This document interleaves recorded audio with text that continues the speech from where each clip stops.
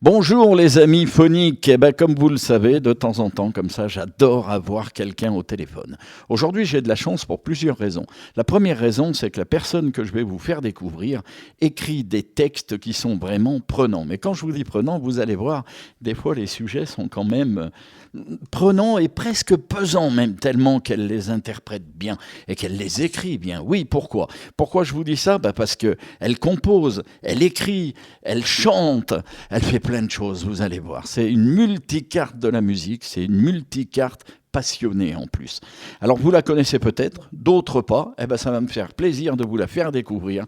Elle s'appelle Amri Sorel. Bonjour madame.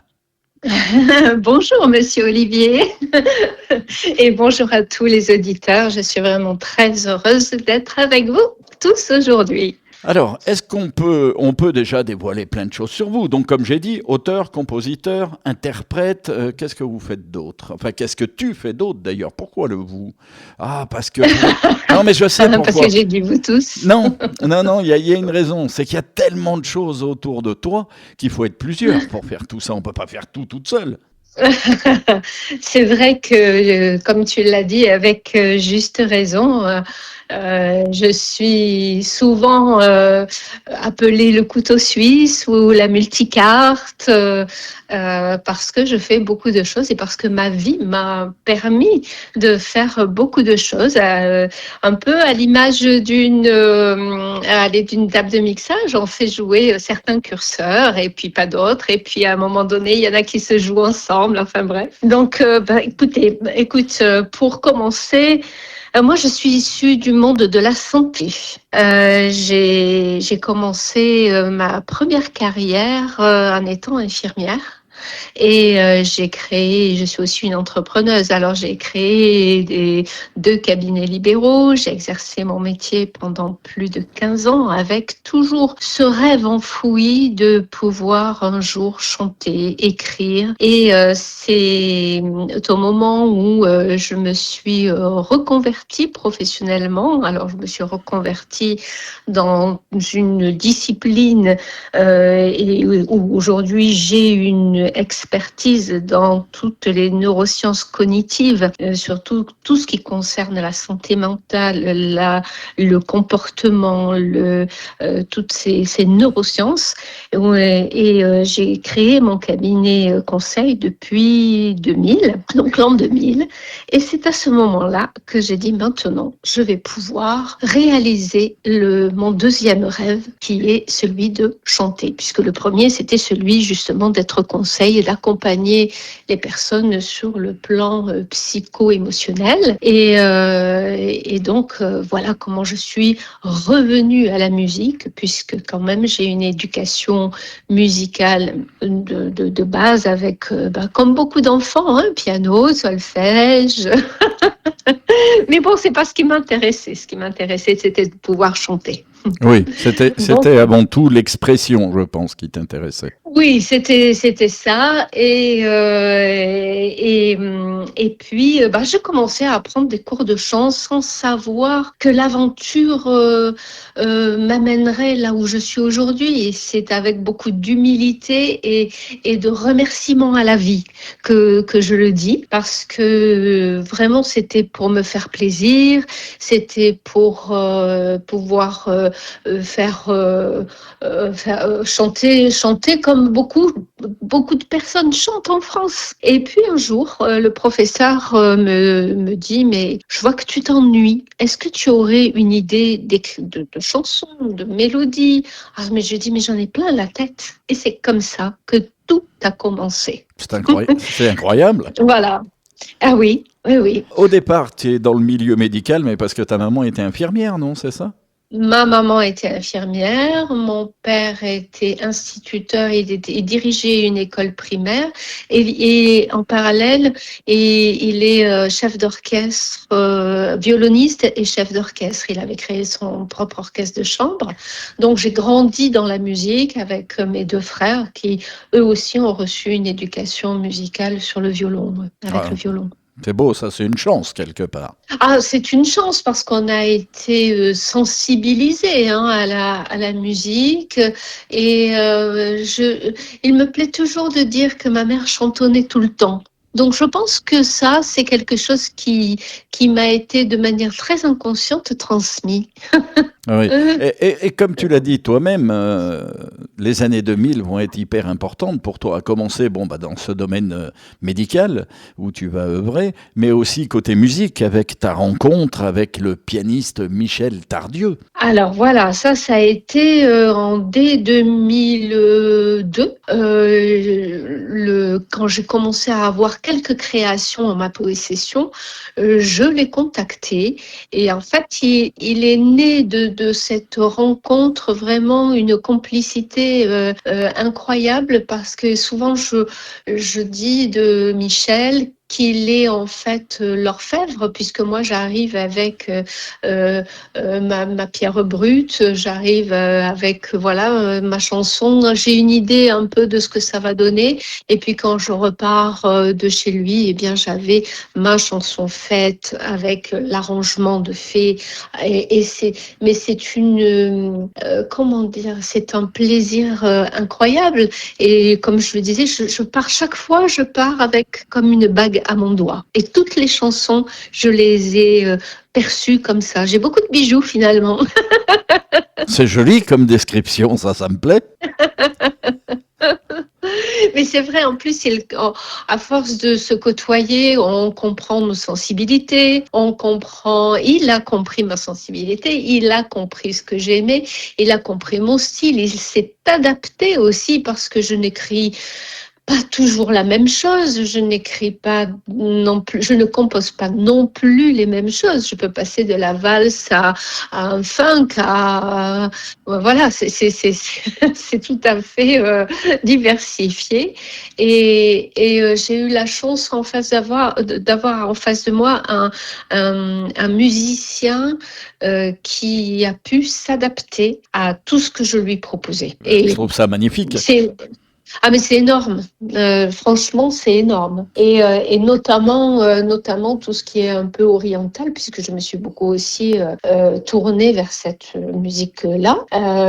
Mais avant tout, cette langue française que je porte à travers de la poésie chantée, à travers aussi toutes les expériences que j'ai pu vivre, parce que toutes ces créations, elles sont issues en partie et en grande partie des personnes que j'ai pu recevoir en cabinet, que j'ai pu accompagner, des histoires de vie qui m'ont percuté, qui m'ont touchée et, et que j'ai eu envie de chanter, que j'ai eu envie de mettre en musique comme pour continuer la guérison quelque part du cœur, la guérison de l'esprit. D'accord. Tu sais ce qu'on va faire? J'ai une idée là qui me vient comme ça. Et si on faisait découvrir un morceau de toi à nos auditeurs comme ça, là maintenant?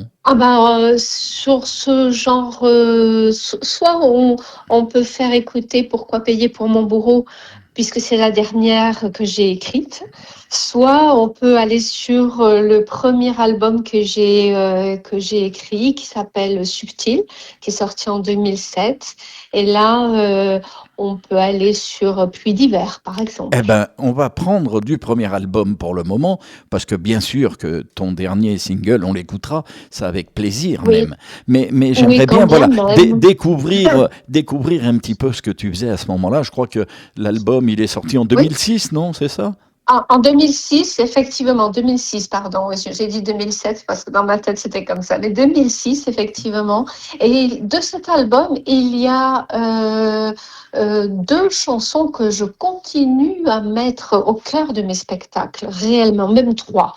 Elles s'appellent Impromptu, qui parlent justement de comment on arrive sur Terre et comment finalement nous sommes soumis à ce destin, comment nous sommes soumis à tout ce à nos choix et parfois à nos choix erronés ou des choix heureux. Ça, c'est vraiment cette chanson, c'est un classique, on va dire, de mon répertoire. Il y en a une autre qui s'appelle Et quand bien même, qui parle de l'amour même au-delà de la mort. Et ensuite, il y a Pluie d'hiver, qui est une chanson également qui parle de la force de l'amour lorsque l'on fait face aux épreuves et que le couple résiste. Donc tu m'as dit que tu préférais Pluie d'hiver ou Et quand bien même? Ah, Allez, et quand bien même. Et quand bien même. Eh ben on écoute Et quand bien même et on se retrouve tout de suite. Jamais, jamais je ne t'oublierai. Et quand bien même.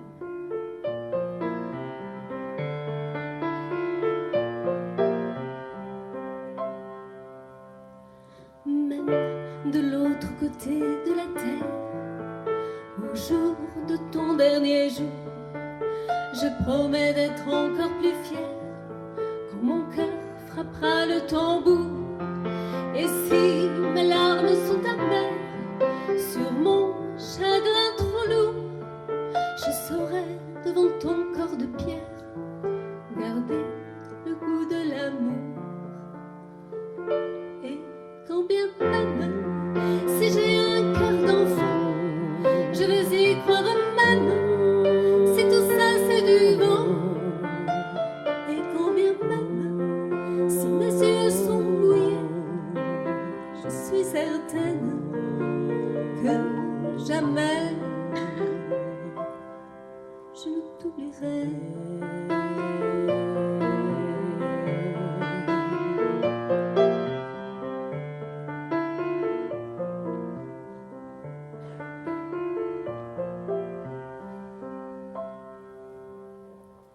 Tu pourras partir comme en famille, aller vers ton destin. Je m'impliquerai plus qu'une fille, ma main dans ta main.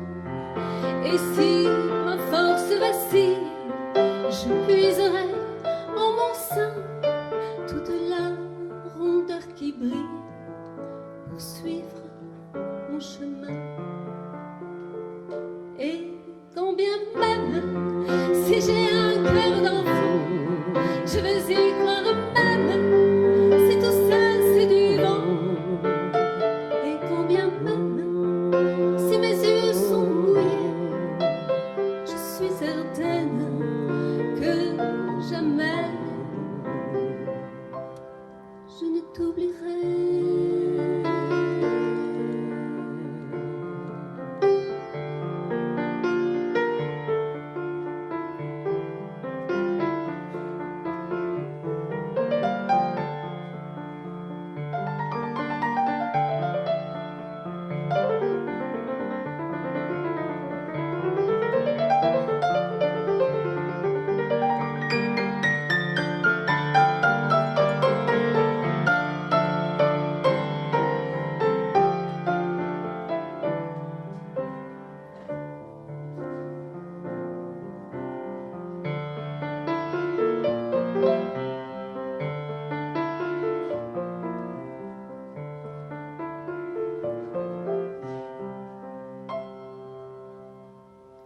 Si le départ laisse des taches sombres, moi je saurai où te trouver. Au-dessus du monde des ombres, là où se fait la clarté. Et si dans mes nuits tu reviens, oui je saurai alors que la vie des lendemains existe après la mort. Et quand bien même, si j'ai un cœur d'enfant, je veux y croire même, si tout ça c'est du vent. Et quand bien même, si mes yeux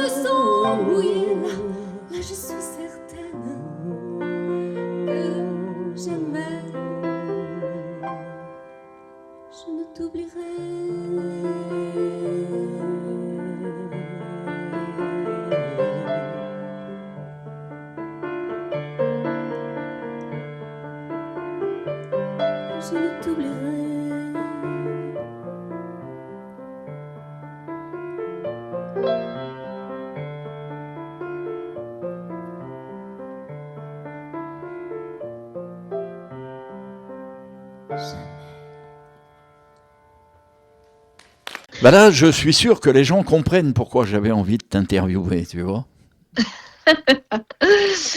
Disons que je pense qu'il faut rester. C'est pas parce qu'on est artiste qu'on n'est pas soumis aux mêmes choses que les autres. Hein. Nous sommes tous humains. Nous sommes tous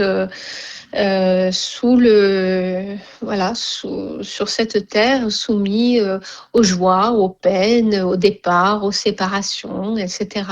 Et en fait, cette chanson est effectivement un message d'espoir, un message de croyance aussi, qu'on n'est pas là pour rien, qu'on est là pour faire quelque chose sur cette terre. Ouais, je pense aussi. Je fais partie des gens qui pensent ça. Ben voilà. Il y a pas de vrai hasard dans la vie. On a tous une raison Non, d'être. non, il n'y a pas de hasard. Maintenant, parfois, il y a des situations que l'on croit ou que l'on peut croire véridiques qui se révèlent finalement fausses. Et c'est là tout l'enjeu de la conscience, de l'éveil conscient et puis même de l'éveil spirituel. Ah, c'est très bien. Je trouve que ton côté artiste avec le côté que tu as choisi dans ton univers médical, on va dire, se marie très très bien. Parce qu'un artiste, on le sait, ça vit à fond les choses. Il n'y a pas de limite dans votre envie de grandir. Je dis votre, mais je peux me mettre dans le lot parce que depuis le temps que je fais ce que je fais, bah, je suis quelque part aussi un petit peu artiste à ma manière. Mais Bien sûr, c'est un art. La radio est un art. Je fais partie de ceux qui pensent que oui, ça s'improvise pas réellement. On peut améliorer, comme la chanson. Voilà, la chanson, on peut l'améliorer, mais pour moi, on peut pas partir de zéro. Il faut qu'on ait quelque chose en nous.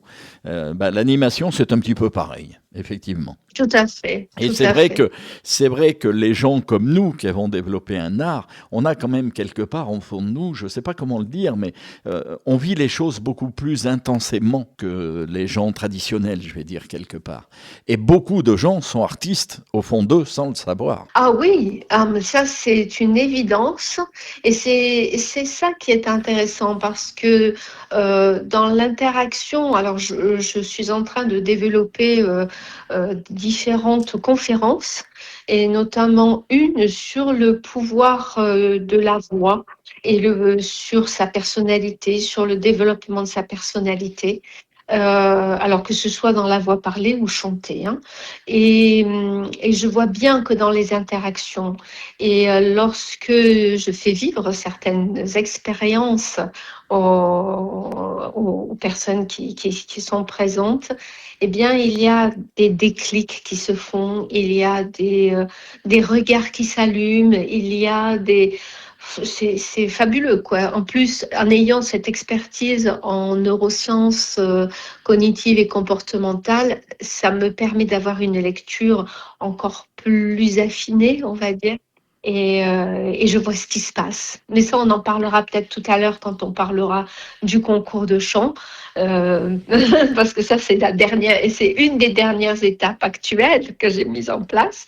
Mais pour en revenir à Amri, puisque c'est mon côté artiste, suite à cet album Subtil en 2006-7, j'ai beaucoup voyagé vers la rive sud de la Méditerranée, et notamment au Maghreb, plus particulièrement au Maroc.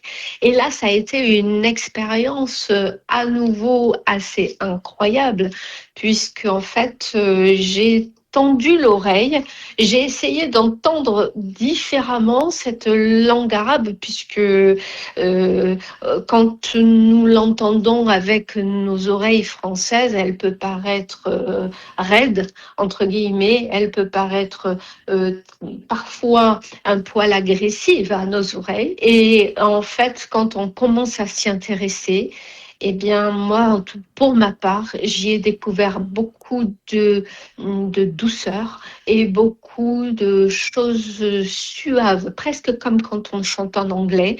Eh bien, j'ai la même sensation. Ça paraît incroyable de dire ça.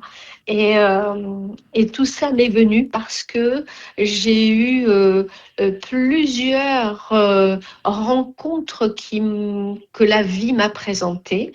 Et j'ai eu la chance de rencontrer Mabrouk Abdenbi. Mabrouk Abdenbi était originaire d'Algérie, venu en France au moment des événements.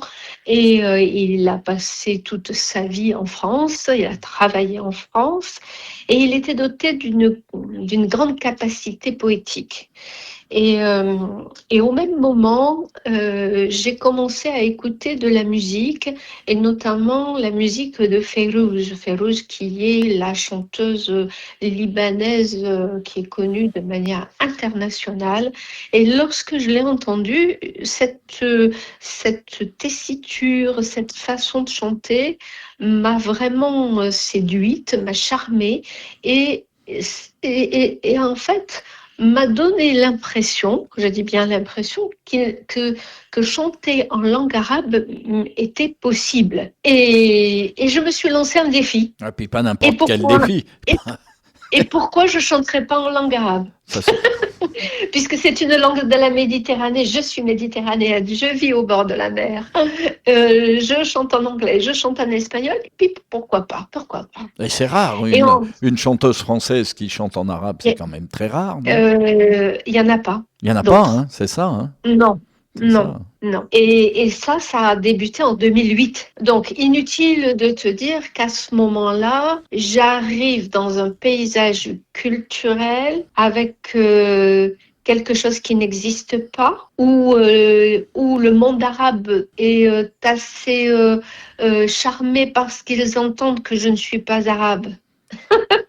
Oui. C'est un peu comme la Jean Birkin, qui va chanter français mais avec son accent anglais. Eh bien, moi, je suis la française qui chante arabe avec un accent certainement français, quoi, un peu. Forcément. Surtout au début. Je pense qu'au début, tu avais l'accent français encore plus. Oui. Voilà. Oui, encore plus que maintenant, parce que j'ai beaucoup travaillé. Et puis parce qu'il fallait arriver à prononcer certains sons et certaines lettres, et puis arriver à comprendre. C'est ça aussi, parce que là, on change d'écriture, on change de manière de penser, on ne peut pas se référer, comme par exemple à l'espagnol, où les formes grammaticales sont assez identiques, etc. On ne peut pas. Là, c'est le grand saut dans l'inconnu. Oui, je pense. Ouais. Et mais c'est une réalité. Mais au contraire, c'est hyper amusant. Et puis pour un esprit comme le mien qui est curieux et toujours avide d'apprendre, en fait, je l'ai vraiment pris comme un jeu. Et Mabrouk Abdenbi m'y a aidé. D'accord. Il m'a aidé à ça. Et combien de fois je lui ai fait ouvrir la bouche, fermer la bouche pour comprendre comment il plaçait sa langue pour prononcer tel son ou tel son. Mais finalement, j'y suis arrivée. Donc, rien n'est impossible hein, quand on a envie. Non, rien n'est impossible. Et puis bon, c'était toujours fait avec beaucoup d'humour et puis tellement de facilité que voilà, ça m'a permis vraiment d'y arriver. Et cette aventure avec cette langue arabe, en fait, un jour, je me suis levée, j'avais composé un tango et je me suis dit tiens, pourquoi pas faire un refrain en arabe. Et donc j'ai mélangé les deux langues. D'accord. C'est à partir. C'est une chanson qui porte quel titre, ça? Elle est dans l'album Risala. D'accord. Risala, c'est l'album que j'ai réalisé en Algérie avec des musiciens algériens. Donc je suis allée à Alger pour ça.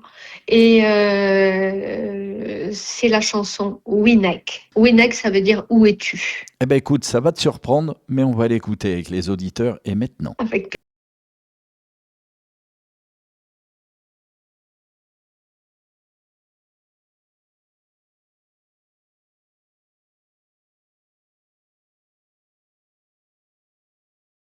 سهرت ليالي وأنا وحدي حبك في بالي غير انت يا عمري ديني معاك سافر ديني معاك سافر أنا أحبك يا غالي عليا وينك وينك وينك وينك وينك وينك وينك يا حبيبي وينك وينك وينك وينك وينك وينك وينك يا حبيبي وينك وينك وينك وينك وينك وينك وينك يا حبيبي وينك وينك وينك وينك وينك وينك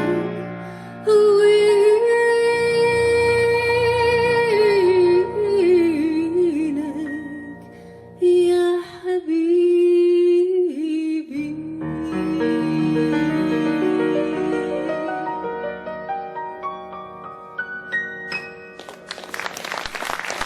Alors voilà, là effectivement, bon, il y a une surprise, qu'on le veuille ou non, parce que bon, tu nous expliquais avoir appris la langue en regardant donc une personne qui te parlait, comment elle plaçait sa langue, mais on n'imaginait pas qu'une Française puisse faire ça. Hein. Ah, pas du tout. Et alors, si on se replace dans le contexte, nous sommes en 2008. Là, on vient d'écouter l'album que j'ai fait en Algérie en 2016. 15, mais si on se replace dans le contexte en 2008, je vais partir au Maroc parce que j'adore le Maroc. J'y vais j'y vais au moins une fois par an depuis, à cette époque-là, j'y allais une fois par an. Et ça a duré pendant plus d'une dizaine d'années.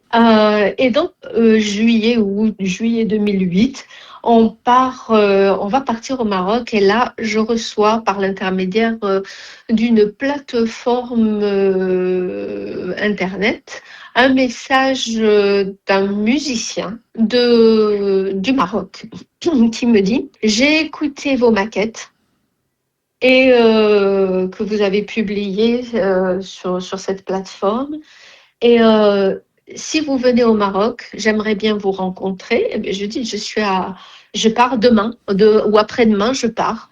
Et il me dit, bien, nous serons dans le nord du Maroc. J'ai dit, écoutez, moi, ça tombe bien parce que je pars en voiture, donc je vais passer par là. Et nos dates correspondaient. Il me renvoie un message, il me dit, écoutez, nous, on vient pour participer à un festival. Je viens de parler aux organisateurs. Nous vous faisons une place sur le festival, sur notre prestation. Vous avez 20 minutes de scène, faites ce que vous voulez. Incroyable. Incroyable. Incroyable et quand même une grosse pression, je pense, non, sur le moment. Énorme pression. Et en fait, je pense que je ne me rendais pas compte sur l'instant de ce que ça allait être, parce que ça a été impressionnant. Je me suis retrouvée, donc je suis partie avec mes bandes son, évidemment, sur un CD à l'époque. Et je me retrouve sur scène, seule, avec un flûtiste qui avait écouté les quelques titres et qui m'a dit « Je t'accompagnerai, je ferai des petites interventions. » Ok. Et là, je monte sur scène, une marée humaine, 2500 personnes. Ah oui. Je suis présentée comme la Française qui chante en arabe. Et il se passe un truc extraordinaire, quelque chose que je souhaite vraiment à tous les artistes parce que c'est de la folie ce qui s'est passé. Il faut savoir qu'au Maghreb, quand les gens sont contents, ils vont faire des you-you, ils vont hurler. Ils s'expriment, oui, c'est l'avantage. Ils vont s'exprimer et là, ça a hurlé partout. C'est incroyable. Et je n'ai pas compris. Ouais, je n'ai pas compris. J'ai entendu à un moment donné, entre deux chansons, les femmes un groupe de femmes devant moi a entonné une prière de protection, parce que je connais ces trucs-là quand on va dans les mariages ou quand on va dans les baptêmes, surtout les mariages, il y a des femmes qui récitent et qui chantent quelque chose, et à chaque fête, elle chante ça. Et là, elle me le chantait à moi. C'était impressionnant, impressionnant. Et de là, alors, juste quand je suis partie et que je suis descendue de scène, j'ai été happée, on va dire, par les médias. Et là, l'aventure marocaine a commencé. Incroyable. Incroyable. Les organisateurs m'ont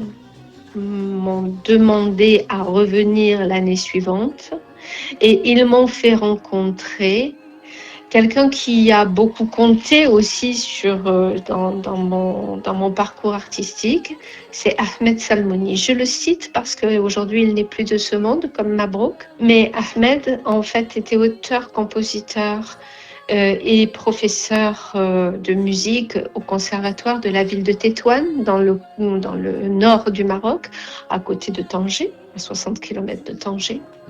Et un matin, il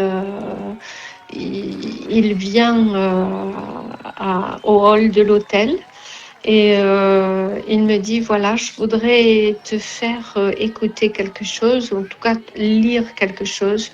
C'est un hymne à la paix qui s'appelle Da'watou Salam, c'est-à-dire une invitation à la paix, que j'ai écrit pour les enfants. Les enfants de la ville la chantent. J'aimerais voir avec toi si tu veux la chanter. Et je lui dis, écoute, on va regarder ensemble ce qu'elle dit, cette chanson. Et si ça me correspond, je vais la prendre avec grand plaisir. Et cette chanson, elle invite les enfants du monde à jouer, à inventer un monde meilleur, un monde pour la paix, un monde de dialogue, voilà, c'était ça. Et le refrain dit non à la guerre, non au terrorisme, non à la destruction. Je rappelle, nous sommes en 2008. Oui, elle est plus que d'actualité aujourd'hui. On pourrait l'écrire là, maintenant. Voilà, exactement. Tu as tout compris. Et lorsque j'ai lu cette chanson, je me rappelle de mes mots. On était vraiment sur la terrasse de cet hôtel. Je l'ai regardée, je lui ai dit, tu sais, ta chanson est une clé. Je la prends et je te promets, je te fais la promesse aujourd'hui que je vais la porter là où je pourrais comme un messager de paix. C'est la raison pour laquelle mon deuxième album que j'ai enregistré en Algérie s'appelle Risala, qui signifie le message. Eh ben, tu sais, je n'avais pas prévu non plus celle-là, mais on va l'écouter, parce que du coup, j'ai envie de l'écouter, j'ai envie de la connaître, cette chanson. Alors, j'ai vu bien sûr qu'elle était sur cet album-là. On en profite, on l'écoute, oui. Ça t'embête pas? Non, au contraire, et puis je vais décliner parce qu'il y a tout un projet autour de Da'watou Salam qui est encore plus d'actualité. Et si les enfants de la Dordogne souhaitent l'apprendre, là, je suis là. Allez, on écoute la chanson.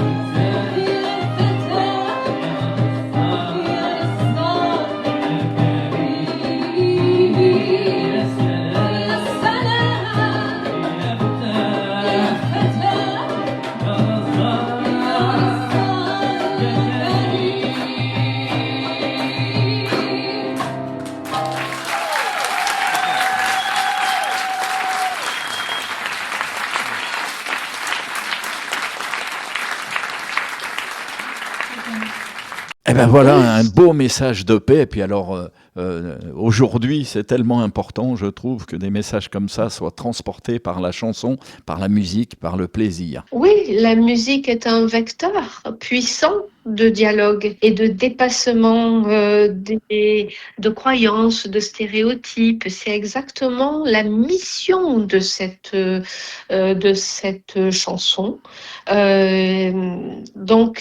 Cette chanson a voyagé dans différentes villes de France. Lorsque je l'ai enregistrée une première fois, je l'ai apportée dans ma ville et puis ensuite je l'ai faite voyager dans différents pays. Elle est repartie dans le sud du Maroc, puis après elle est partie en Algérie et puis ensuite elle a fait l'objet de différentes études dans le cadre du dispositif Orchestre à l'école. Donc ce sont il y avait environ 300 enfants entre les chanteurs et les musiciens qui ont chanté cet hymne devant 800 personnes. C'était extraordinaire.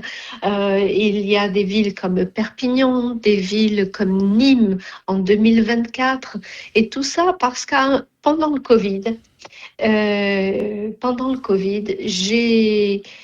moi, j'ai bien vu sur scène quand je propose cette langue parmi les autres, eh bien, il y a quelque chose qui se passe. Les gens me disent « Ah, on a entendu la langue arabe différemment dans votre bouche. » Et j'ai bien vu ça.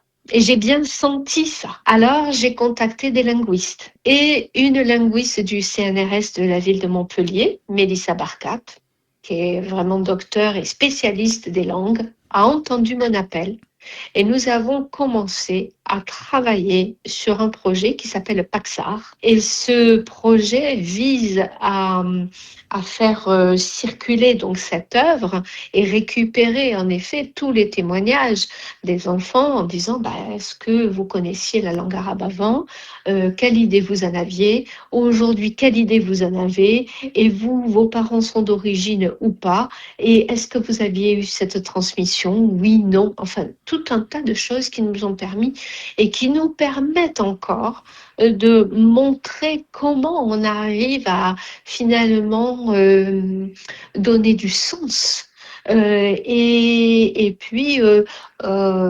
dépasser l'inconnu. Et c'est extraordinaire, vraiment, vraiment, vraiment, vraiment. Et aujourd'hui, Darwa Toussalam continue. D'ailleurs, dimanche,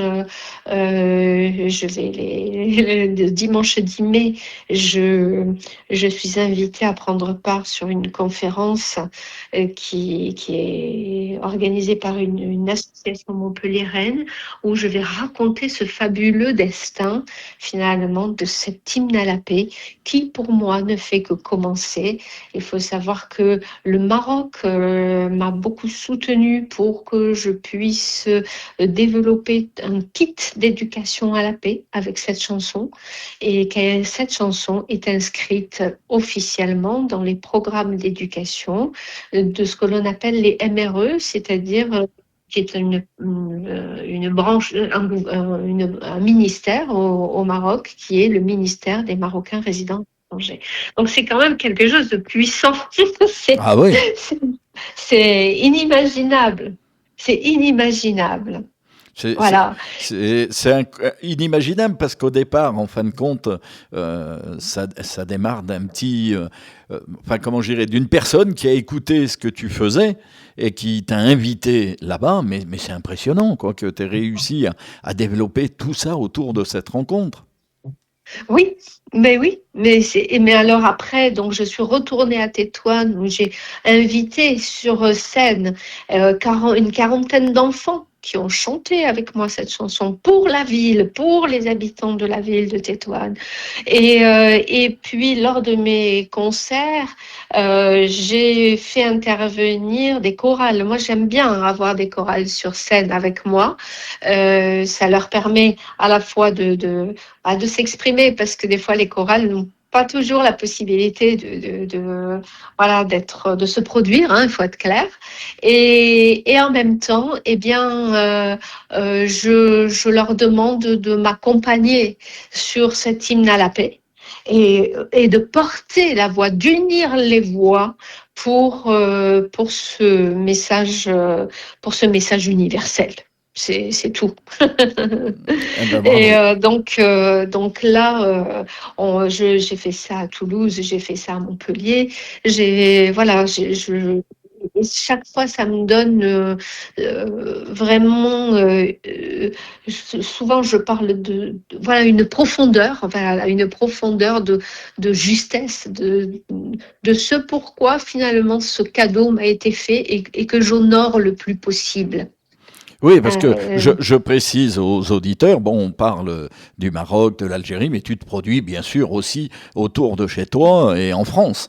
Oui, là je vais remonter bientôt sur scène. Je suis en train de repréparer doucement, doucement un spectacle, tranquillement, où il y aura certainement une chorale aussi. Donc voilà, tout ça. Là, le spectacle sera beaucoup plus orienté sur le côté très français, avec les chansons françaises, notamment avec toutes mes dernières créations, parce qu'il faut bien les faire vivre aussi. Ah ben c'est important même. Oui. C'est important.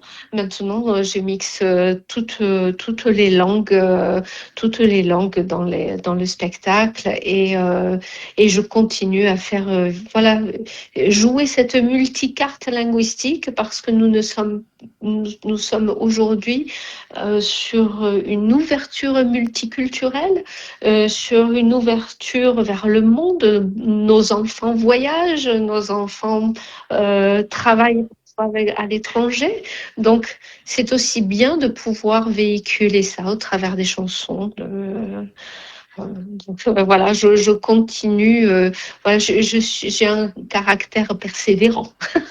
Eh ben, tu as bien raison. On va parler de ton dernier single, parce que moi, il m'a marqué. Alors là aussi, je dirais quelque part, on est sur un fait d'actualité, mais un fait d'actualité éternel, malheureusement. Il remonte à la nuit des temps et on continue à entendre des choses sur ce sujet-là, ça m'agace un peu, je dois reconnaître. Pas de les entendre, hein, mais que malheureusement ça existe encore, que les gens n'aient pas évolué.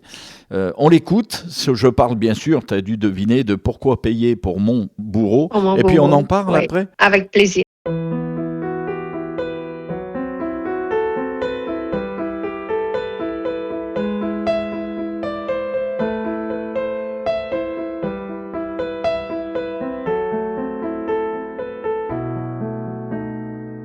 Un bruit de pas, un ton de voix, des yeux si noirs qu'un souffle égare, des jours, des nuits, si lourds de peur. Chaque blessure marque mes heures.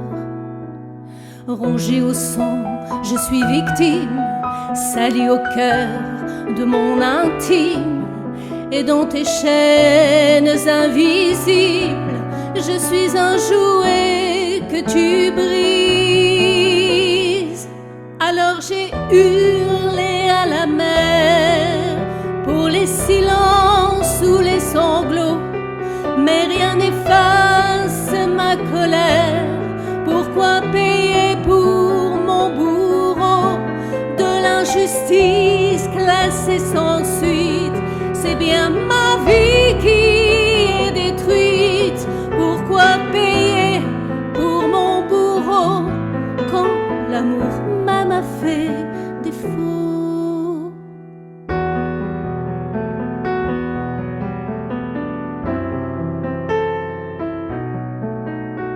Sous mes paupières, quand tout s'embrase, ton nom me brûle, ton ombre écrase.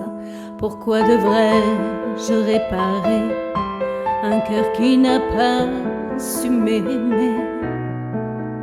La loi m'attache à tes erreurs, mais qui condamne les prédateurs et qui rachète mes années noires, les bleus cachés sous les tiroirs. Alors j'ai hurlé à la mer pour les silences ou les sanglots, mais rien n'efface ma colère. Pourquoi payer pour mon bourreau de l'injustice classée sans suite? C'est bien ma vie qui est détruite. Pourquoi payer pour mon bourreau quand l'amour même a fait défaut?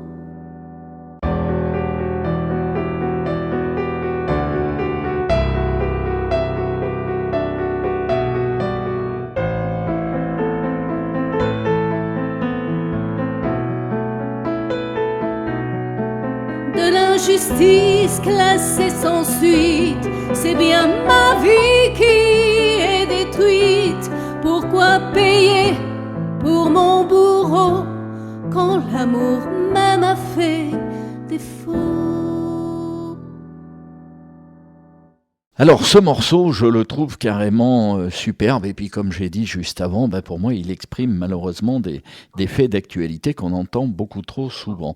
D'où est venue cette profondeur d'écriture? À la profondeur d'écriture, je pense que j'ai toujours ça. J'ai eu toujours ça en moi. J'ai toujours écrit. Depuis ma tendre enfance, j'écris. Essayer de trouver le mot juste pour décrire quelque chose sans être agressif, sans être en colère ou en rébellion, mais pour toucher vraiment, pour définir les ressentis. L'enfance maltraitée est un sujet qui me touche. En tant qu'infirmière, on est face à tout type de situations. Autant les personnes âgées que les enfants, on voit de tout quand on travaille dans le monde de la santé. Bien sûr. Exprimer une souffrance, il faut trouver les mots les plus justes possibles, en les imageant sans être trop cru. Je pense que c'est peut-être pour ça que cette chanson t'a touchée. Mais il faut savoir aussi que aujourd'hui encore, On a environ 3 enfants par classe en France qui sont maltraités, qui subissent des violences ou physiques ou psychologiques. C'est quand on pense à ça, 3 enfants sur 30. Je ne suis malheureusement, je vais te dire quelque chose qui peut choquer les gens, mais je ne suis malheureusement pas surpris. Pour moi, le mot injustice, impuissance sont des choses qui me révoltent. Oui. Et j'ai beaucoup de difficultés à comprendre que des adultes puissent avoir de tels comportements sur des enfants. Et c'est une des raisons pour lesquelles j'ai écrit cette chanson. L'autre raison, c'est que je sais qu'actuellement, il y a une revisite de la loi sur l'obligation alimentaire qui oblige les enfants qui ont souffert, donc qui oblige les adultes à prendre soin de leurs parents. Et s'ils ont été violentés dans leur enfance, ils sont quand même soumis au droit de prendre soin de leurs parents défaillants. Donc, pour eux, c'est une double peine. C'est pour ça que dans la chanson, je dis « La loi m'attache à tes erreurs », mais qui condamne les prédateurs. Rien pour que ça, que je dis ça. Rien que cette phrase, elle suffit. Ben voilà, ça suffit. Voilà. Et qui rachète mes années noires, les bleus cachés sous les tiroirs. Parce que franchement, quand on y pense, c'est au-delà de l'entendement. Oui, donc, tout à fait. Et puis surtout, on est en train de demander à des adultes, comme tu dis, parce que ces gens-là ont grandi, on est en train de leur demander de payer pour des gens qui les ont fait souffrir toute leur vie. Parce que la souffrance, elle ne s'arrête pas au moment où tu pars de chez toi. Malheureusement, elle est en toi, elle continuera toute ta vie. Tu seras marqué par ce que tu as vécu. Exactement. C'est pour ça que pourquoi payer pour mon bourreau, c'est exactement le sens de cette chanson. Oui, c'est une sacrée chanson, c'est le cas de le dire, quoi. Ça reste. Moi, j'adore les chansons comme ça où il y a vraiment quelque chose, il y a un sujet, il y a une profondeur de texte, il y a quelque chose qui nous fait réfléchir et qui peut alerter certaines personnes. Peut-être que cette chanson, sans que tu le saches, va faire en sorte que 1 ou 2 personnes arrêtent. C'est ça qu'il faut se rendre compte. Et c'est grâce à ces paroles qu'un jour on arrivera à ce que tous ces chiffres, tous ces stats réduisent. C'est pas en cachant les choses que ça changera, c'est en parlant de plus en plus. Non, il faut les mettre en avant, il faut les décrier, il faut voilà, ça fait partie des choses que aujourd'hui.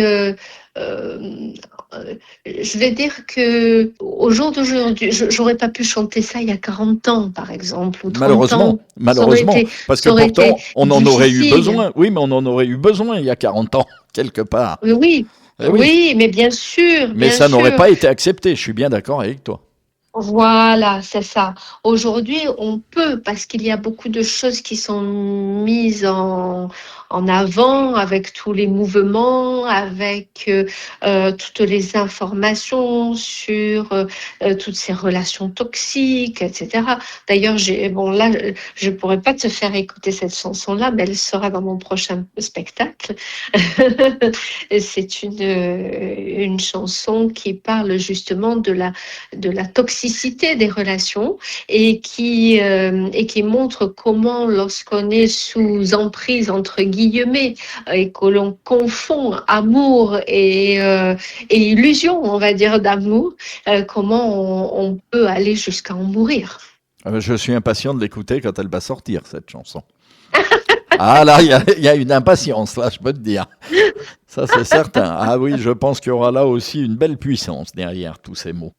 Oui, j'en ai vu pleurer, oui. J'en ai vu pleurer, je pense, ne serait-ce que lorsque je la lis. Oui. Parce que Ouais. parfois, je la lis sur scène, je la récite sur scène. Oui, des fois, je la chante, des fois, ça dépend. Ça dépend de mon humeur. Oui, puis des fois, oui, c'est l'humeur et puis c'est ce qu'on a au fond de nous à l'instant T qui Oui, fait qu'on peut oui, oui. changer, même sur. Tiens, au départ, on se dit je vais la chanter, puis au dernier moment, on dit mais non, pourquoi je la chante? Voilà, ça, J'ai des envie fois, de la ça dépend après raconter, quoi. ouais, ça dépend de la complicité ou de l'ambiance qui se crée entre le pianiste et moi. Et hop, voilà, on le sent. Ouais, c'est ça, c'est ça. Mais à côté de ça, je chante des choses drôles, hein, faut pas croire. Mais justement, alors, c'est bien ce que tu viens de dire parce que j'ai envie de faire une petite aparté. J'ai envie de faire une aparté sur ton nom de scène, on va dire. Amri Oui, Sorel. Pourquoi Amri? parce que c'est Marie. Eh oui, eh ben, moi j'ai une autre idée, moi. Ah, bah vas-y, Ah ouais, puis une dis-moi. idée qui m'a sauté aux yeux, et quand j'ai lu un petit peu tes textes, et quand j'ai écouté quelques-unes de tes chansons, et puis là, depuis qu'on se parle, je l'ai encore plus. Moi, quand j'entends Amri, j'entends âme, et plus loin, ri. Quelqu'un qui a une âme, qui a une profondeur, mais qui en même temps sait rire, parce que c'est hyper important. Tu lis les Mais deux, c'est et ça fait Amri. c'est très joli, je te remercie beaucoup. En plus, ça me caractérise bien parce que j'adore rire et j'aime bien aussi dans certaines chansons, celle-là tu ne peux pas la voir non plus, mais c'est une chanson où en fait je fais une métaphore entre un petit oiseau hein, qui est une petite oiselle, on va dire, qui est très jolie et un taureau qui essaye de lui dire je t'aime, mais bon, elle va pas se laisser faire, quoi. Voilà. Ah oui, Et tout ça, c'est fait sur de l'humour et avec beaucoup de tendresse et en même temps, voilà, avec des rythmes joyeux, des rythmes là. J'ai aussi des rythmes latins où je chante en espagnol, où je chante la beauté de l'amour, parce que l'amour, c'est aussi très, très beau, c'est très gai, c'est très. ah bah Donc, voilà. heureusement quand même. Ben oui. Ce serait dommage qu'on ait que le vilain côté. Ouais, non, mais ça, les deux existent. Donc, pour moi, c'est une normalité que de chanter les deux. Oui, Parce que je suis nous bien sommes d'accord avec tous toi. soumis aux deux. Tout à fait. Voilà. Alors, Amri, on t'a écouté chanter en arabe, on t'a écouté chanter en français. Je pense que ce serait bien aussi qu'on t'écoute chanter l'amour en anglais.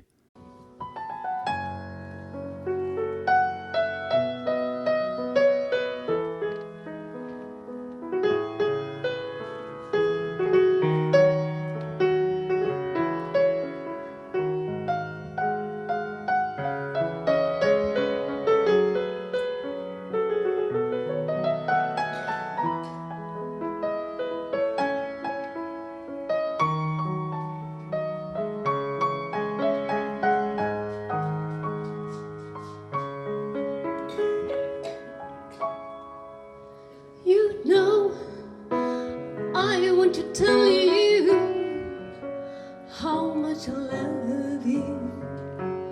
While my life is like an endless night, you feel so close to me with your arms around me, your sweetness and your heart like an angel you protecting me.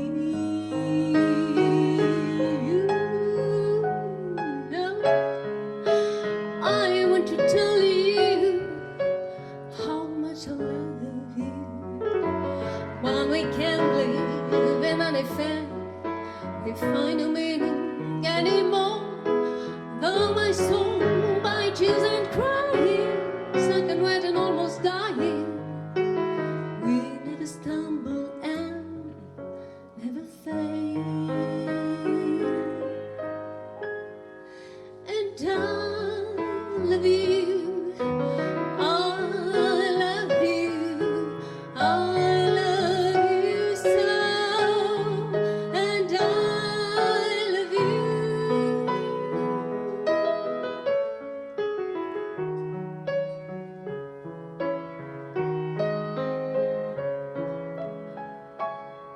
You know, I want to tell you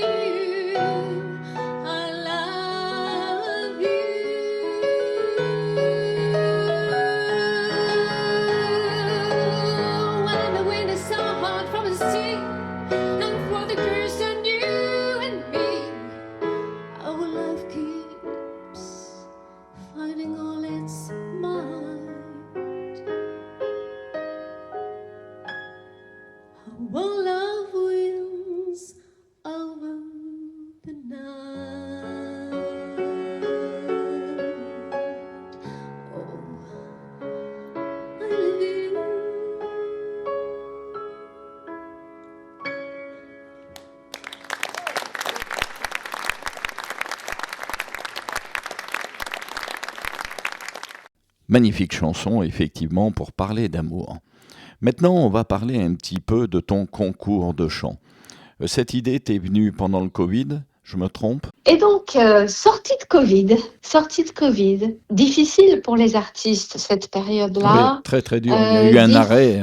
Ouais, un arrêt. Et puis, où est-ce qu'on va? Comment on se remobilise?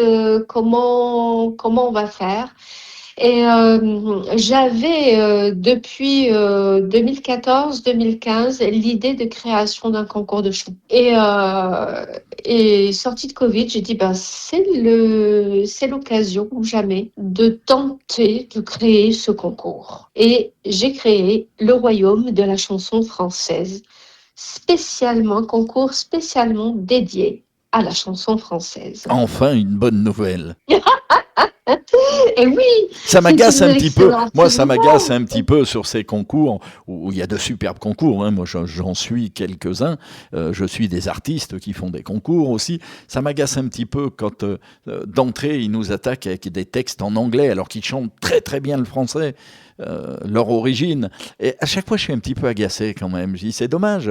J'aurais bien voulu entendre cette voix française. Donc, ça me fait plaisir de voir concours de la chanson française. Forcément, moi, ça me plaît. Voilà. Alors, le Royaume de la chanson française a un concept unique. Et je ne le savais pas, mais c'est à force de regarder tous les concours qu'on s'est aperçu qu'en fait, il y avait une innovation dans le concept. Donc, déjà, effectivement, ce n'est que en langue française. La deuxième chose, il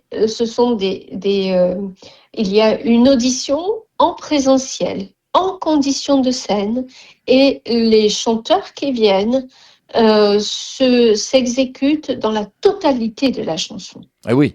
Ah oui. Ah bah oui. Si la chanson fait 3 minutes, elle fait 3 minutes. Si elle fait 3 minutes 50, elle fait 3 minutes Ah oui, bien 50. sûr. Et oui, mais pour moi, c'est un respect de l'œuvre et c'est un respect également de l'artiste. Parce que lorsqu'il vient de Lille ou de Dijon ou de Lyon, quand il vient pour chanter sa chanson le jour de son audition, c'est la moindre des choses. Oui, puis souvent, c'est une chanson qu'il a toujours chantée en entier, puis d'un seul coup, on lui demande d'en couper des bouts. Voilà. Et C'est là, pas facile. pour moi, ce n'est pas possible. Oui, je suis d'accord avec toi, bravo. Donc, nous avons, avec mon équipe, décidé que ce serait comme ça. Voilà. Donc, il passe devant un jury de sélection. Et lorsque les 12 finalistes sont déterminés, nommés, nous les accompagnons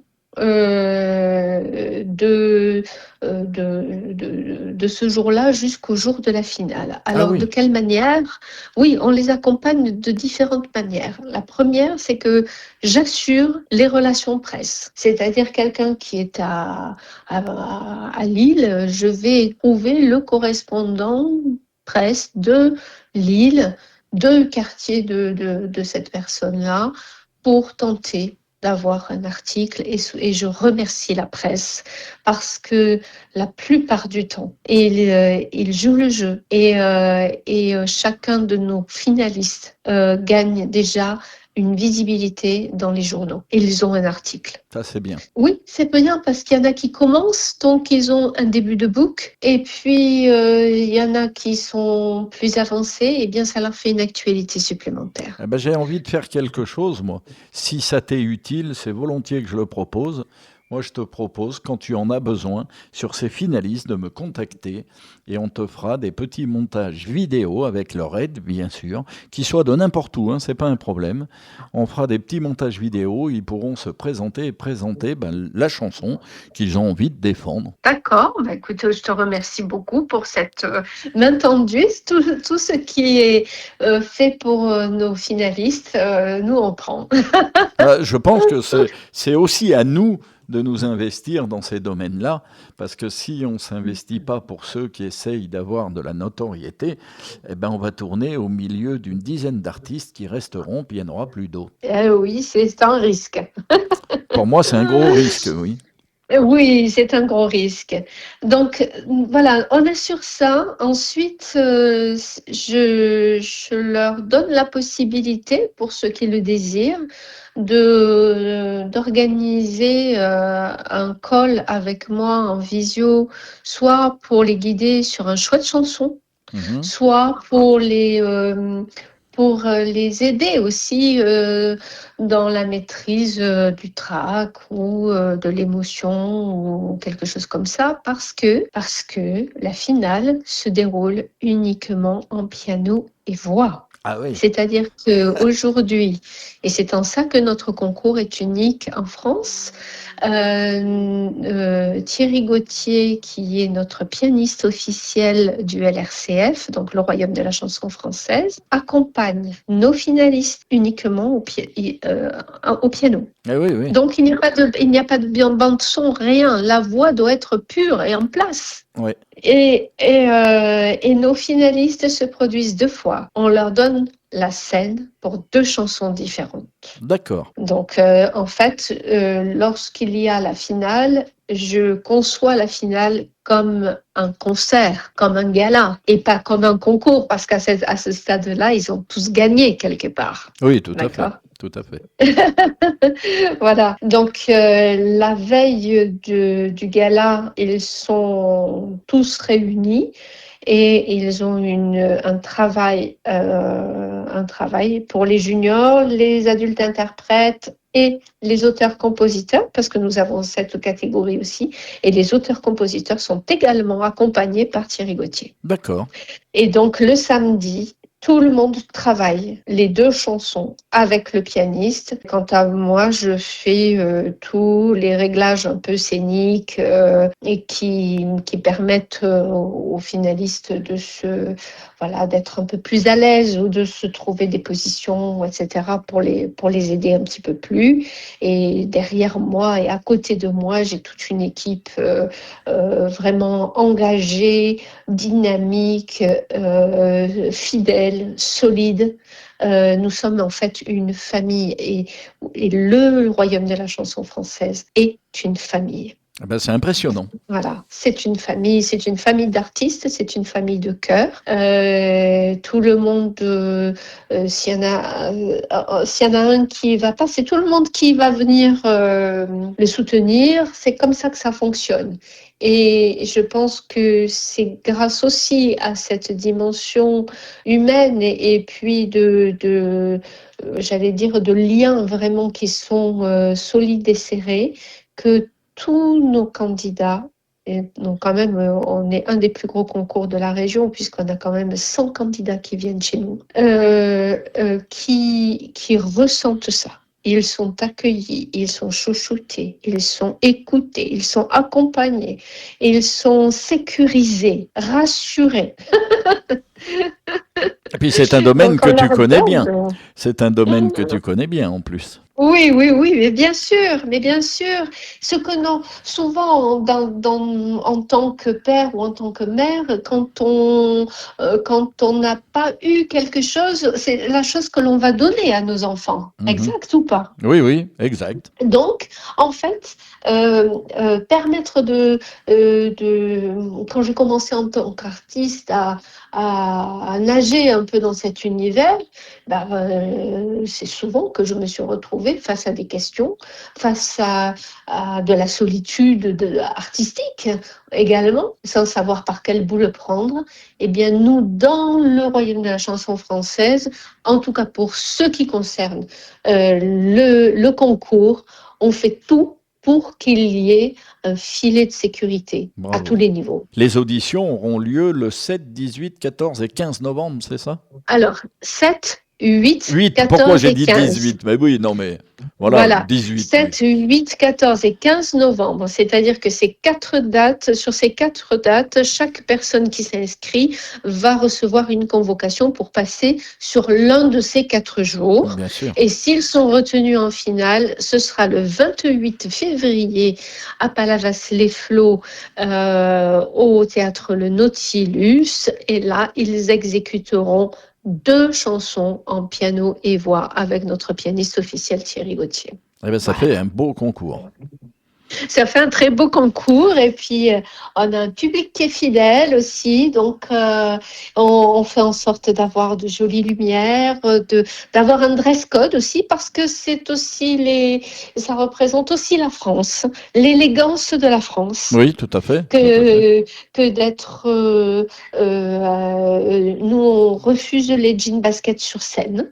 Donc, toutes nos filles sont habillées en robe et les garçons sont en costume. Voilà, ça leur fait sortir de la naphtaline. Non, et puis ça les sort d'un univers de confort. Ils sont obligés de s'exprimer par leur talent et non pas par leur reste. Et ça, c'est très bien. Voilà, on recherche l'authenticité. Voilà. On Donc recherche la vérité. On recherche l'âme de l'artiste. On recherche la vibration de l'artiste. Et c'est ça qui nous fait, qui nous anime tous dans notre équipe. Alors, je suppose que pour que tout ça se réalise, non seulement il faut des juges, il faut bien juger, ça c'est certain, il faut des parrains aussi, des marraines, il faut des gens qui t'accompagnent quand même. Exactement. Alors, on a eu la chance déjà d'avoir Jean-Pierre Morgan. Ah, les avions. Qui est venu il y a 2 ans et qui a été un parrain extraordinaire, d'une gentillesse incroyable. Il a fait des retours à nos candidats. On a eu la chance aussi d'avoir Christophe Dubois qui a été pendant très nombreuses années le batteur de Calogero. Oui. Voilà, on a quand même voilà. Et l'année dernière, nous avons donc en février de 2026. Nous avons eu la grande Jim Manson. Ah, puis quelle voix! Et c'est une voix, une personnalité artistique magique, une femme adorable avec laquelle je m'entends très très bien et on a partagé beaucoup de choses. En plus de la loge, nous avons partagé beaucoup de choses. J'aimerais bien un jour pouvoir lui parler. C'est quelqu'un que j'écoute depuis que je suis tout petit. Et ça fait quelques années, malheureusement, pour pas dire beaucoup d'années même. Mais c'est toujours quelqu'un que j'ai trouvé d'exceptionnel, qui a toujours su porter ses chansons et chapeau. Oui, et puis elle partage également ses valeurs de dialogue, de paix, d'amour partagé. Donc vraiment, nous avons trouvé des fréquences communes, quoi. Ah oui, ça me surprend pas. Après t'avoir entendu, ça me surprend pas. Voilà, donc on est reparti pour donc pour la 6e édition. Voilà, oui, qui est l'édition 2027, on va dire, du coup. Oh, oui, et puis nous sommes en train de réfléchir au développement du Royaume de la chanson française et pourquoi pas venir jusqu'en Dordogne pour écouter tous ceux qui se présenteraient sur ce concours. Oui, ce qui est important, je pense aussi, certains... Alors, on en revient d'ailleurs indirectement un peu à nos conversations de tout à l'heure, mais certains artistes jeunes qui ont ça dans l'âme et qui chantent même en cachette chez eux, parce que à la limite, les parents n'ont peut-être pas trop envie qu'ils chantent, et puis ils s'en moquent un peu, voilà, j'ai failli dire autre chose, ils s'en moquent un petit peu parce qu'ils n'attachent pas assez d'importance à leur enfant. Ces enfants-là n'auront peut-être pas la possibilité de se déplacer au départ. Il faut peut-être venir les voir, en fin de compte. Exactement. Donc, nous sommes aujourd'hui, avec le recul, donc nous en sommes à cette 6e édition et nous sommes en train de réfléchir à étendre, en fait, sur le territoire le royaume de la chanson française pour venir à la rencontre des gens. Parce que on a eu des demandes en ce sens, notamment en Normandie, notamment en Bretagne aussi, encore un petit peu plus haut. Et tout ça, ce sont des appels que l'on prend en considération et on est en train d'étudier la possibilité d'exister ailleurs pour venir justement vers les gens. Chapeau. Chapeau. À notre tout petit niveau, nous, parce qu'on reste toujours sur un petit niveau, on a, je supporte beaucoup de jeunes artistes qui ne sont pas connus, que je découvre petit à petit, moi, dans mes promenades, dans mes écoutes, dans des choses qu'on m'envoie, puisqu'on me contacte par mail, on m'envoie des chansons, des titres qu'on essaye de développer. Et je trouve ça très intéressant d'aider des artistes qui ne sont pas connus et de découvrir des talents incroyables. J'ai d'ailleurs créé une émission qui s'appelle Le Verdict des Phoniques, phonique parce que c'est radiophonique tout simplement, où je permets aux auditeurs de voter pour les nouvelles chansons, les gens qui ne connaissent pas et qui découvrent comme ça. Et c'est très très intéressant à faire. Déjà rien qu'à ce petit niveau. Alors j'imagine au vôtre, pouvoir transmettre comme ça après quelque chose, c'est extraordinaire. Alors, tu me fais une transition intéressante parce que nous avons eu un gagnant cette année qui s'appelle Timothée Combalusier. Non, 2025, donc c'était l'année dernière. Et Timothée est quelqu'un qui est extraordinaire et pour lequel j'ai écrit et composé une chanson que nous avons enregistrée très récemment. Et si tu veux bien que je te la transmette, je te la transmettrai. C'est pas si tu veux bien. Tu as intérêt à me la transmettre, sinon je me fâche. Avec un immense plaisir.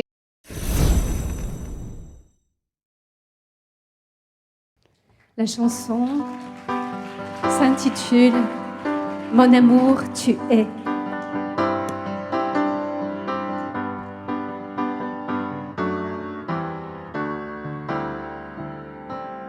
Mon amour, tu es, ton amour me tue.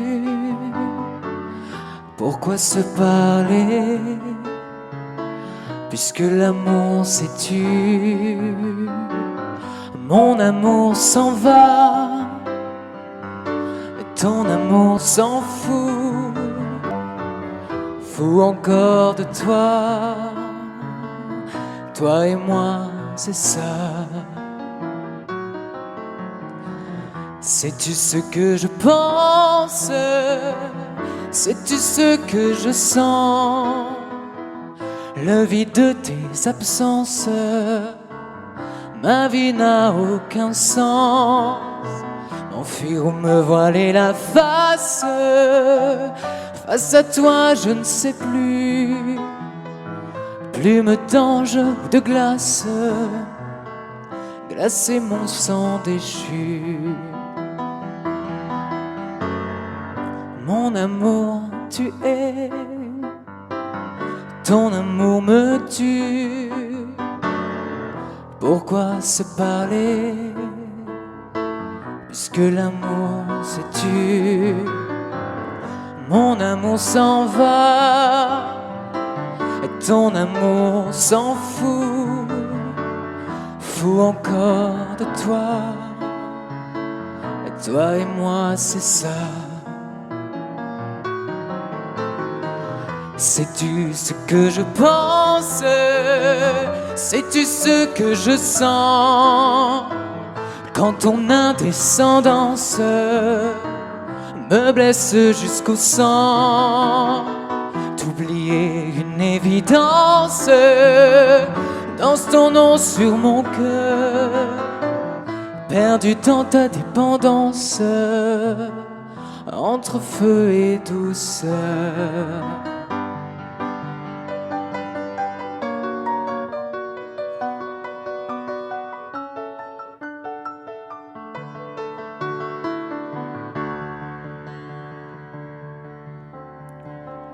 Mon amour, tu es,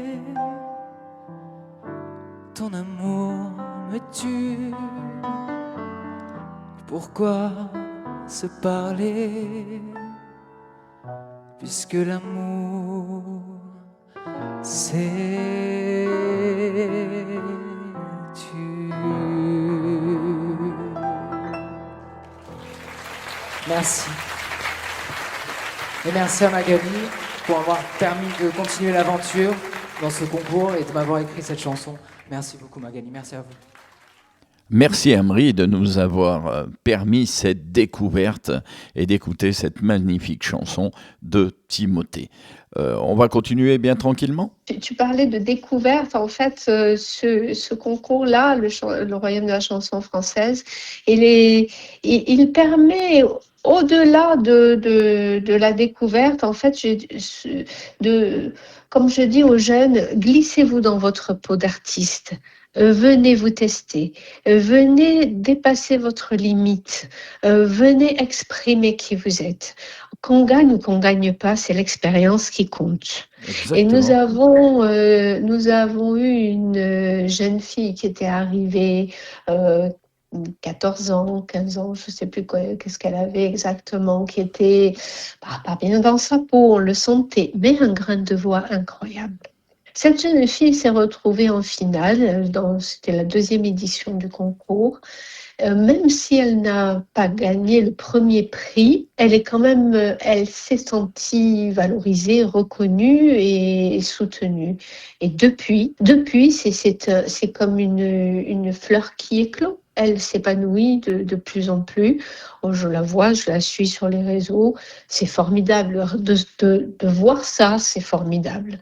Et puis, parmi ceux qui sont venus aussi chez nous, il y en a une qui est venue et qui gagnait jamais sur les concours. Elle a gagné chez nous, justement quand Jean-Pierre Morgan était parrain. Et à partir de là, cette jeune fille, c'est comme si voilà, c'est le système du domino. Il y a un domino qui tombe et hop, allez, tout s'aligne. Pareil pour Diego qui a fini en finale de la saison 11 de The Voice Kids, qui a gagné chez nous et qui a ému tout le monde. Et à partir de là, on voit que les personnalités se révèlent et qui grandissent. C'est très valorisant pour nous et pour toute l'équipe du LRCF, vraiment. Oui, je pense, tu as raison. Moi, je suis des artistes depuis quelques années, comme ça, des gens qui n'étaient pas connus au départ. Certains commencent à être un petit peu plus connus, mais certains sont restés toujours à leur niveau, on va dire, entre guillemets, de départ, parce qu'ils n'ont pas les lieux pour être écoutés, parce qu'ils n'en ont pas le temps. Mais j'adore les suivre et je reste toujours derrière eux. Et à la moindre occasion, quand ils sortent quelque chose de nouveau, je suis là, parce que je trouve qu'il y en a, c'est incroyable, quoi. Il y a des talents, mais on n'imagine pas. Hein. Oui, tout à fait. Tout à fait. Et c'est pour ça que c'est intéressant de pouvoir créer, j'allais dire, des tremplins, en parallèle de tout ce qui existe et de tout ce qui est très, très médiatisé, parce que ça donne la place. On voit qu'il peut y avoir de la place pour d'autres. Bien sûr, bien sûr. Et puis bon, voilà. Oui, je suis tout à fait d'accord avec toi. Je préfère pas m'étendre sur le sujet de ce qui est médiatisé parce que je vais dire des bêtises. Donc, de temps en temps, je sais, mon grand âge fait que je deviens raisonnable. C'est ce que nous disons souvent. Il y a des grandes choses qui sont très médiatisées. Si vous voulez tenter votre chance, faites-le. Allez-y. Maintenant, ce n'est pas l'unique voie. Pour arriver à Rome, il y a 1000 chemins. Exactement. Voilà. Et en fait, le fait de dire ça ouvre des perspectives. Et on sait que tout le monde ne sera pas artiste, tout le monde ne fera pas de carrière, tout le monde ne fera pas. Mais c'est comme ça. Tout le monde ne peut pas être astronaute, tout le monde ne peut pas être médecin. Tout le monde. C'est pareil. Je veux dire, il n'y a pas de. C'est tous les métiers. Hein. Pardon ? C'est dans tous les métiers le même problème en réalité. Exactement. C'est comme ça. Maintenant. Ce n'est pas parce qu'on ne suit pas une voie qu'on ne peut pas exister dans une autre. Au contraire, on sait tous que si on veut aller trop vite, des fois on n'atteint pas notre but. Et oui. La vitesse n'est pas toujours bonne dans ce domaine. Oui. Eh La ben, écoute, vitesse et la compréhension. voilà, exactement, Et exactement. Alors, ça a été un plaisir de te découvrir. Je vais pas te cacher la vérité. Il y a une merci. bonne partie que j'ai Merci découvert beaucoup. aujourd'hui, au même titre que mes auditeurs, et j'espère qu'ils en sont ravis. Moi, c'est mon cas. Euh, et j'espère qu'on aura des nouvelles, qu'on va pouvoir vous suivre dans ce concours, qu'on nous cachera pas les choses, hein, qu'on pourra avoir un petit peu des infos, et puis comme ça, tenir au courant tout le monde de ce qui va se passer autour de ce concours. Mais moi, j'adore le principe et j'adore Tout la est sur finalité. Internet. Vous pouvez tous nous suivre sur Internet. Le Royaume de la chanson française. On est sur Insta, on est sur Facebook, on est aussi sur TikTok. Donc, voilà, on publie, on continue de publier tous nos finalistes pour continuer de les mettre en avant, pour leur faire de la visibilité, parce que voilà, au fur et à mesure, nous aussi, on grandit au fur et à mesure, c'est-à-dire qu'on améliore nos process, on fait tout ce qu'on peut pour que bien ce concours continue de faire vivre les valeurs de départ et en les améliorant toujours, toujours, toujours. Merci beaucoup de ce moment qu'on vient de passer ensemble. J'espère qu'il y en aura d'autres,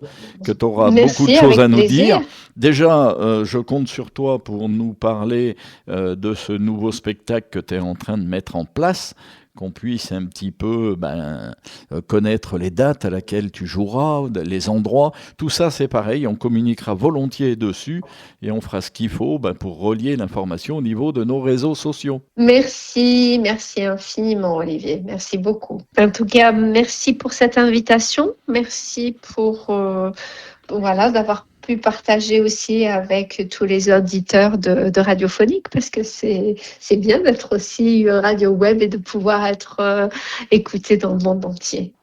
Merci beaucoup, Olivier. Bon après-midi. Merci beaucoup, à très très vite. À bientôt. Au Au revoir. Au revoir.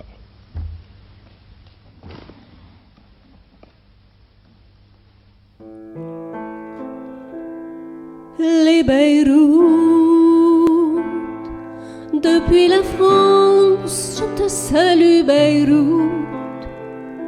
وقبل للبحر والبيوت لثغرتي كأنها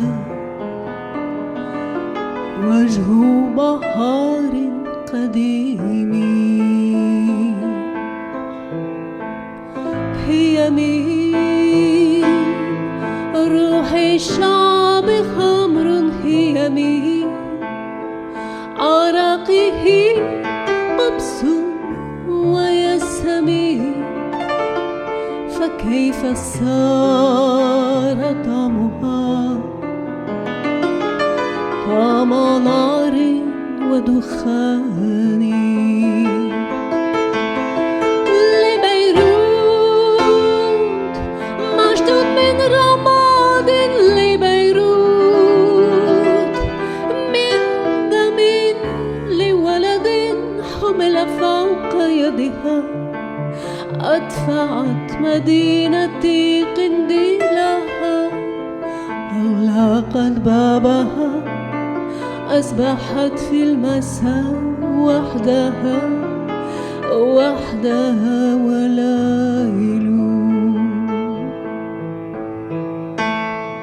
La capitale libanaise secouée par deux fortes explosions en fin d'après-midi. A huge explosion in Lebanon's capital, Beirut. At least 10 people. It can be used as fertilizer or to make explode. And there is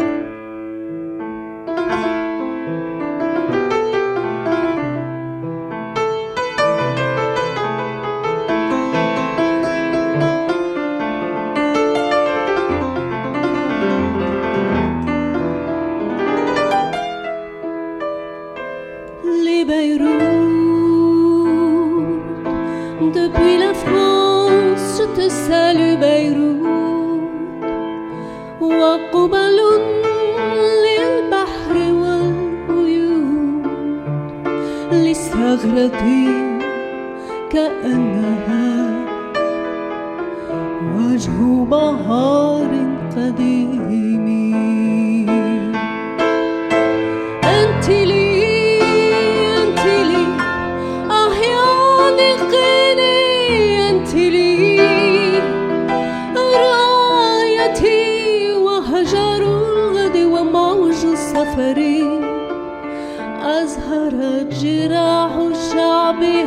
انحرقت ضمعت والمهات انت بيروت لي انت لي